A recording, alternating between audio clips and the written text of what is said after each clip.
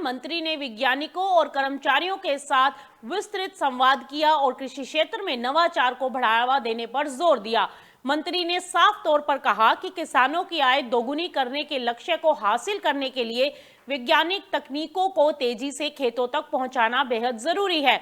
उन्होंने संस्थान में चल रहे अनुसंधान कार्यों जैसे उन्नत सब्जी किस्मों का विकास, बीज उत्पादन, संरक्षित खेती, जैविक और प्राकृतिक खेती, मूल्य संवर्धन और कृषि उद्यमिता की सराहना भी की है।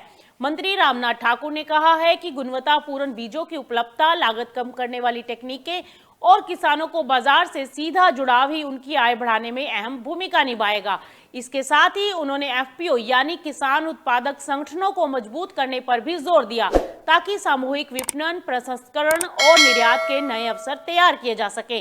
सरकार की प्राथमिकता पर बात करते हुए उन्होंने कहा कि अनुसंधान, विस्तार और उद्यमिता के समन्वित मॉडल के जरिए ही किसानों की आय में वास्तविक बढ़ोतरी संभव है। मंत्री ने संस्थान को निर्देश दिए हैं कि किसानों तक नई तकनीकों की त्वरित पहुंच सुनिश्चित की जाए, बेहतर क्वालिटी के बीज और पौधे उपलब्ध कराए जाएं और निर्यातोन्मुखी सब्जी फसलों की नई प्रजातियां विकसित की जाएं। इसके अलावा स्टार्टअप्स और एफपीओ के साथ साझेदारी बढ़ाने और युवाओं को कृषि उद्यमिता से जोड़ने पर भी विशेष जोर दिया जाए।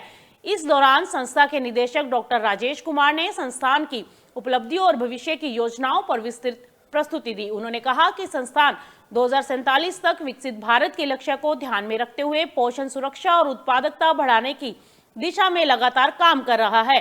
कार्यक्रम के अंत में मंत्री ने वैज्ञानिकों की सराहना करते हुए कहा कि उनकी असली सफलता तब है जब उनका शोध सीधे किसानों तक पहुंचे और उन्हें लाभ दे।